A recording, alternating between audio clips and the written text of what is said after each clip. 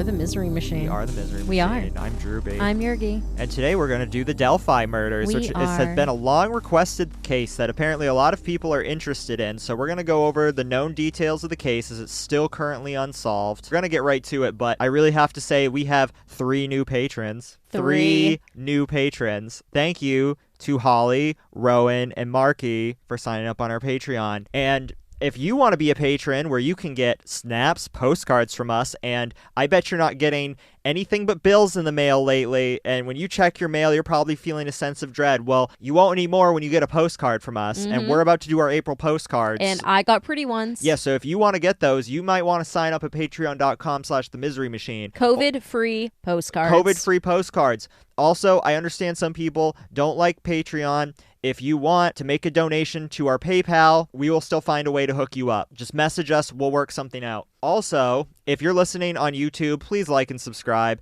It really helps us, especially at a time when we're going stir crazy right now. So that'd be a big help. And you should definitely join our Facebook group. It's fabulous. You can request episodes there and chat with us. Find out early what the next episode is going to be. Yes. All that out of the way. This is the Delphi Murders. This is the Delphi Murders.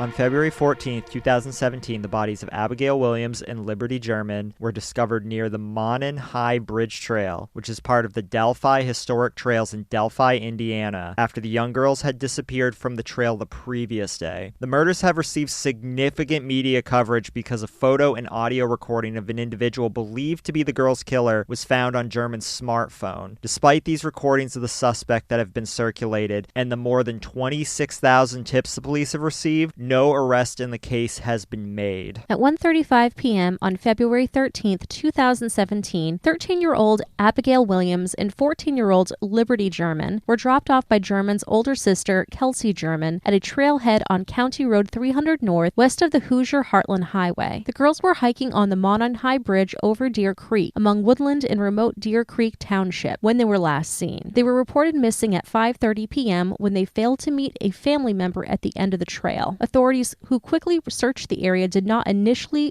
suspect foul play in the disappearance. However, this changed when the bodies of the girls were found around noon the next day, about a half-mile east of the abandoned Monon High Bridge. The bodies were found about 50 feet from the north bank of the Deer Creek. Police have not publicly stated nor released details of how the girls were murdered, even years after the fact. As early as February 15th, 2017, Indiana State Police began circulating a still image of an individual reportedly seen on the Monon High Bridge Trail near where the 2 friends were slain. The grainy photograph appears to capture a Caucasian male, hands in pockets, walking on the rail bridge, headed down towards the girls. A few days later, the person in the photograph was named the prime suspect in the double homicide. On February 22nd, law enforcement released an audio recording where the voice of the assailant, though in some degree muffled, is heard to say, "down the hill." It was at this news conference that officials credited the source of the audio and imagery to German's smartphone, and further regarded her as a hero for having the uncanny foresight and fortitude to record the exchange in secret. Police indicated that additional evidence from the phone had been secured, but that they did not release it so as to not compromise any future trial. By this time, the reward offered in the case was set at $41,000. I still can't believe a girl that young having the wherewithal to turn on the recording option on her phone. I can't even imagine that being that age. But you have to kind of think about it too. Kids of that age are growing up in an age now where cell phones are everything. This was a little bit different from when we were younger. Yeah, no, that's definitely for sure. But still, imagine like having your flight or fight response go off and just be surging with adrenaline, but still know to do that. Yeah.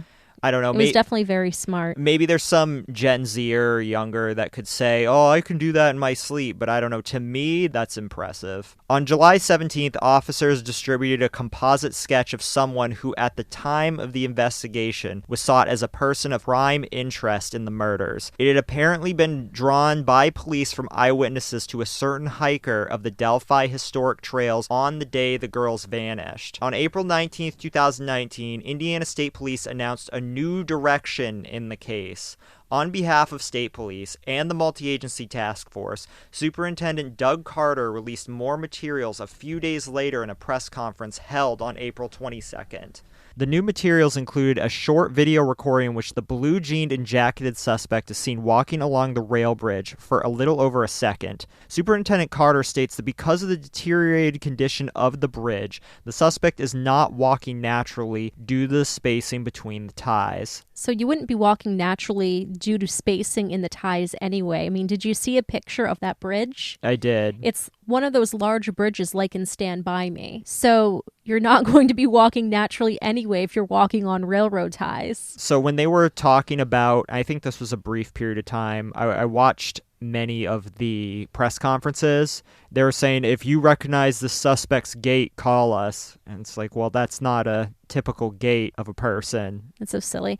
An updated sketch of the suspect was also unveiled, as well as an extensive version of the audio recording in which a slight rise in the suspect's voice can be detected as he utters the words, "Guys," before the phrase, "down the hill." It was further explained that the previously released sketch showing an older man with a goatee and a cap is now considered secondary. By contrast, the clean-shaven individual of the newly revised composite is the primary sketch of the prime suspect. Police say this person may range from 18 to 40, but caution his youthful appearance could make him look younger than his true age. So if I recall, originally they were saying that the suspect's age was somewhere between 30 and 50, but then they reduced it to 18 to 40, which is a pretty big age range. I would say just looking at the cell phone video, I would put this gentleman in the 40 to 50 range. Yeah. Just looking at him. Yeah, I'm surprised He looks like a dad. Just like, not like anybody's dad, but like a dad in our age range-ish. And all of the accused suspects, that the internet has accused, all have been, I believe, over the age of 30, if memory serves. I believe so. But if you look at that, the man clearly has some sort of facial hair and it's grayed. That's not to say you don't have people who are prematurely grayed. However, this person looks like they're in their later 40s to early to mid-50s. Yeah, for sure. And it's hard to say, how is this person carrying themselves? Is he carrying himself like an older man? Well, it's hard to say because he's walking on a surface that most people don't normally walk on in their day-to-day life. I mean, it looks like he's clearly wearing dad jeans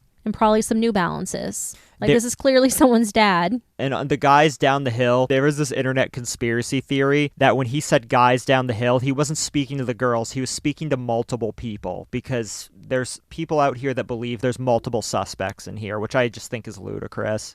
You know, I don't think that's too far off. Really? Why? So if you think about it, you have two girls who are 13 and 14. You're pretty much in your prime shape then. And this is not 13 or 14? I think so. You're pretty zippy then. I mean, it depends. Some people are late bloomers. I wouldn't even say that was my athletic prime at all. Not even close. Let's just speak generally. Okay. So let's go off the idea this person's in their mid to late 40s to early 50s. You take two younger teenagers, they're going to be a lot more nimble. So unless this person's holding them at gunpoint, it's easy to believe that possibly there were more than one suspect involved in controlling them. But when you look at cases that involve children victims, I can't even think of one that involved multiple suspects unless it was, say, a husband and wife duo. I mean, that's possible. I'm just trying to think of all possible angles with it. Yeah. There's a good possibility that they got scared and just thought if they did what he said to do that they'd be let go. That's definitely possible. That's where I'm leaning towards. That's what seems the more plausible thing. Not to say that what you're suggesting isn't in the realm of possibility. I just don't think there's a high probability of that being the case. Yeah. I mean, I couldn't say what I'd do in the same situation because you never know what you do in the same situation. I just would think in some cases it's going to come off bad as victim shaming, so I'm just not even going to go there. I know you're not trying to victim shame. I think what you're saying is that if it's one person, there's more likely a chance that these girls run away. However, given the terrain, given the bridge, maybe there's a way for them to have been cornered in this case. Right, especially if they get cornered on that bridge. And what if he has a gun that's not seen in the video, gun or a knife or something? Or they think they're going to get pushed off. Yeah. It's a really tall railroad bridge. Very easily. And if you get pushed off that, do you think you're going to get discovered as easily? You're so far away from civilization. Think of that too. You know, you can't scream for help. No one will hear you. They haven't released cause of death. What if he simply did just push them off the bridge? It's possible. I mean, that kind of invalidates the guys down the hill thing, though. If they didn't listen. Maybe. It's quite possible. That is definitely possible. This is why the cause of death not being released gives way to all these theories. If the cause of death was released, then we wouldn't have these types of speculations. Now, I'm not saying this telling them to release the cause of death. I understand why they're doing it, but when it comes to conspiracy theories and the extent of which people are speculating, the fact that we don't have a cause of death is giving way to that. But if you want to hear the guys down the hill, which it's kind of almost unsettling the way he's saying it. He's not saying it very commanding. He's not saying it threatening. He's almost saying it nonchalantly, in my opinion.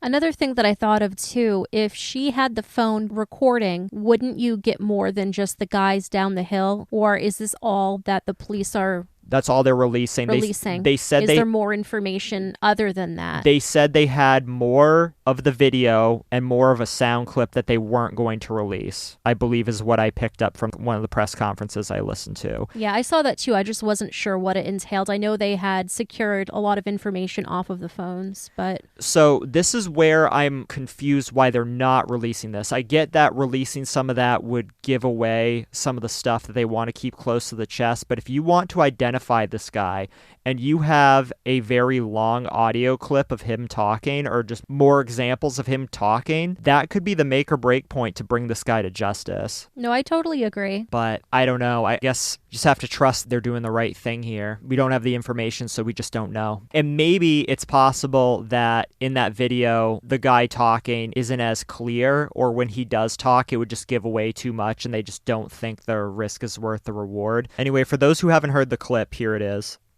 Guys, down the hill. Guys, down the hill. Guys, down the hill.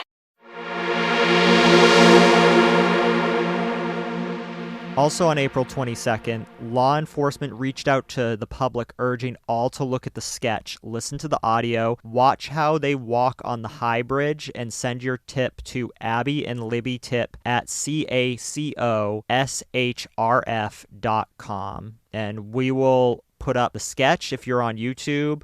If you're part of the Facebook group, we'll put that up too. We'll also include the email in the description in case you have anything to add on that. But take a look at these sketches. Now, these two sketches, in my opinion, are quite different from each other. They're vastly different. So, in my opinion, I'm leaning more towards the first sketch that they're now considering to be secondary. I am too. I feel just the weight, the age, the facial hair looks more like the man in the video. I think so too. And he also happens to look like one of the people accused of being a suspect. Yes, and we will definitely get to that. I think the secondary sketch that's now considered primary of the younger man looks like you in a weird way. Stop that. A distorted picture of Drewby. Me with tight curly brown hair. Right.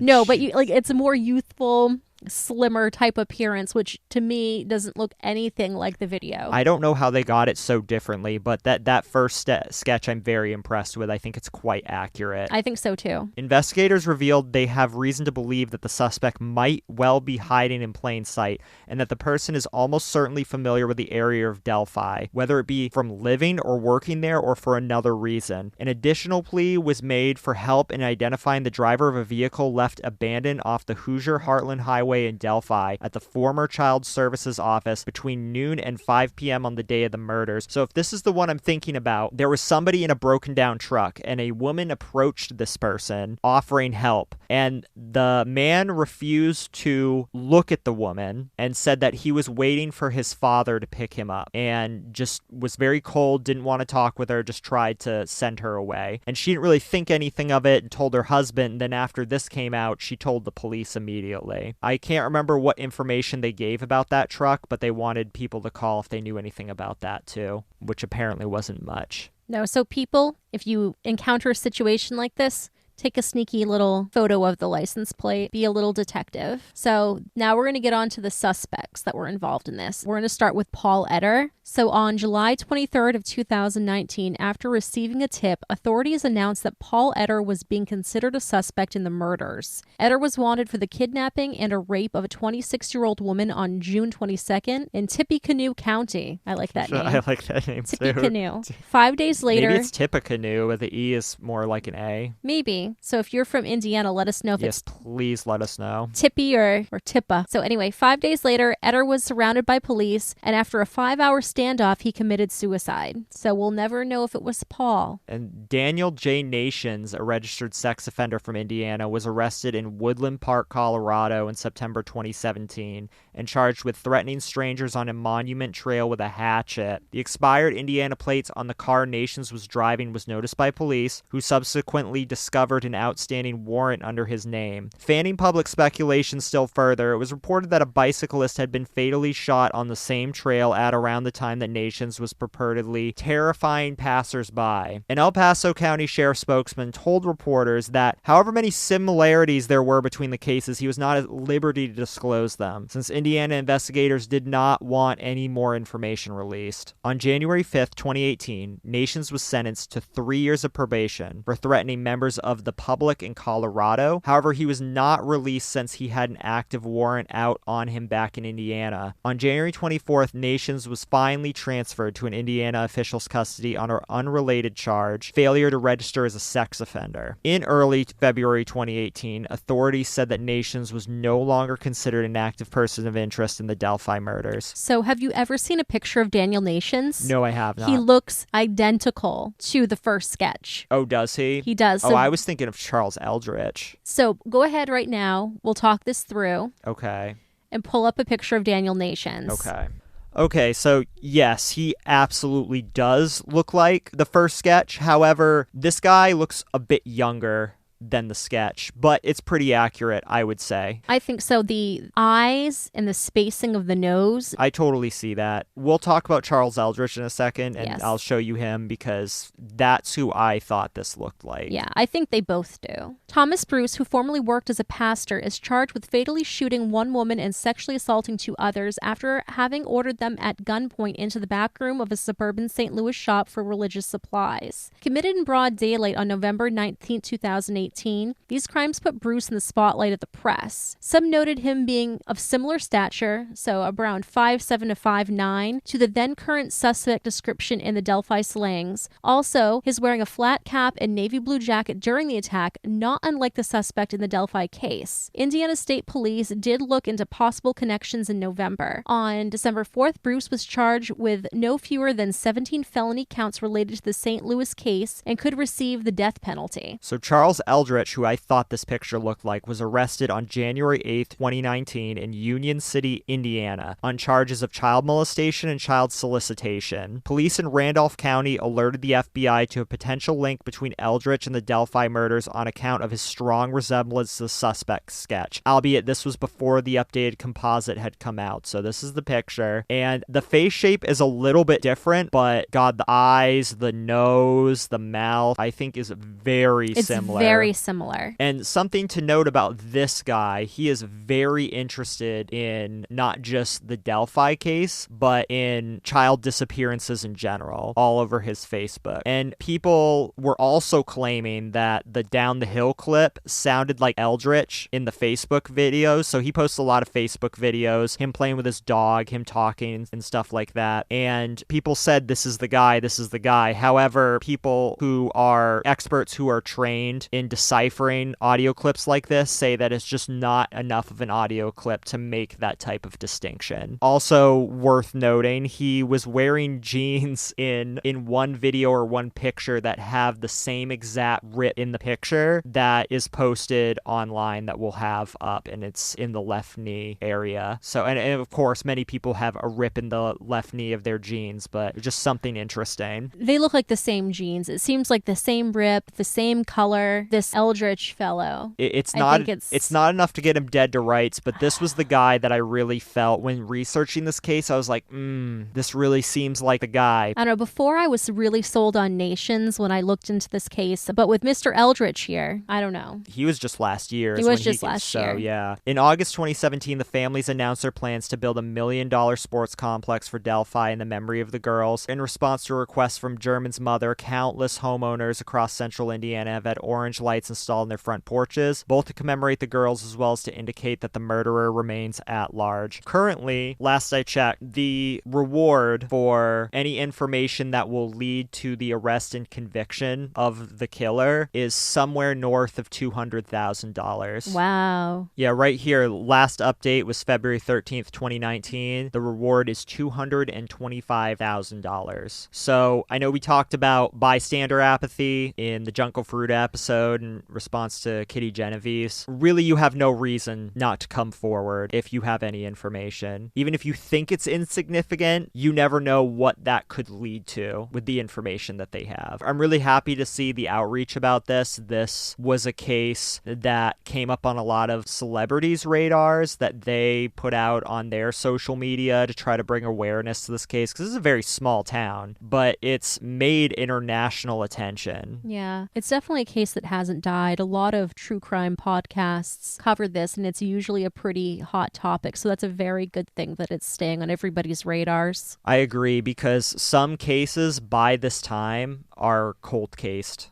are completely forgotten, and it seems this is ramping up more and more. That's all the known details we have on the case right now. Remember, this is still an evolving case. Depending on when you're listening to this, the information might have changed, but as of today, April 5th, this is what's current. With that out of the way, I should read the Apple reviews. First one, Drewby and Yergy tell captivating stories that keep me wanting to come back to hear more of them. I'm excited to listen to future episodes, and that's from the Convinced and Confident podcast. Please check them out. This one is, we are really loving this podcast. The hosts are so relatable, entertaining, and funny. We really enjoy the combination of true crime and comedy. They can't help it. They are hilarious together. And this is from the Mama Never Told Us podcast, which had me laughing my ass off. Please check them out. I've listened to them recently. They are very, very cool. This one is, true crime podcasts are all the rage these days, but Drewby and Yergy's personalities and hilarious banter take the monotony out of the topic. Thank you. We randomly started listening with the Chris Benoit episode, and we were not disappointed. Definitely subscribers and lifelong fans now. Mel and Nick from the We're Here to Tell You podcast. Thank you. Please listen to them. Mel and Nick are hilarious. I really love this podcast. Thank you so much. This one is, wow, what a great show. I love the hosts. They are very relatable and funny. I feel like I'm just hanging out with them talking dark stories. I'm looking forward to future episodes. You will not regret checking them out. I'm a subscriber. This is from ghostlypodcast.com. A lot of podcasts today. It seems like everybody that listens to podcasts tends to have a podcast themselves. But what's different about this one is they have their own website. That's fancy. Ghostlypodcast.com. Check that out. Okay, last one. Yergy and Drewby have such a great rapport. It makes for easy listening of very interesting topics. Great picks. I'm so happy Drewby never gets bored. And we'll be busy cranking out content while the world isolates. Thank you for keeping me entertained while I sit at home. Kelly from the Demi World podcast. Yay. All podcasts today. Thank you. And yes, I have so many things to do. I have less time now that I've been isolated. And you know what? I kind of love it. I kind of love that I don't have anywhere to go and that I can just really focus on things that I want to do. Maybe I'm weird as fuck, but I'm going to make the best of a weird situation. No, this has really been great because they finally sent me home as well.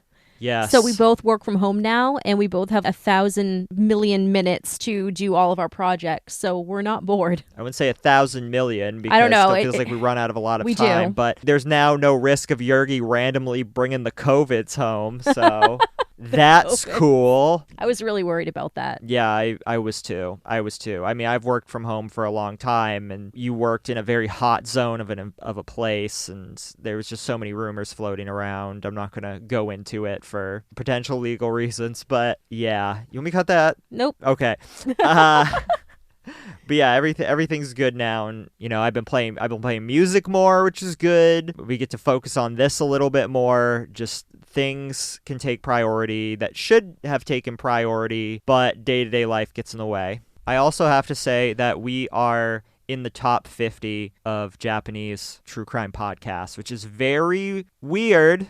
But I'm all about this. Yes, I am too. I didn't know that a lot of people in Japan listen to English-only podcasts, but all of our Japanese listeners, I'm so thankful for you. And because of that, we're learning Japanese. Yeah, it's something I've always kind of wanted to do. I know a little bit of French. I know a little bit of Spanish. Yergy knows Spanish. And I want to be able to visit there and be able to get around and not act like an idiot and just be able to order food. So if I can do that, that's all I care about. Because I want to see your beautiful country one day. I have for a very long time. Me too. I want to go to the Dogo Onsen. Oh, that hot spring that you really like? It's the one that's like kind of like Spirited Away. Oh, right. And do they allow people with tattoos? They allow people with tattoos, so Yergy's okay. Yeah, Yergy's got tattoos on her, so people are going to think she's a Yakuza.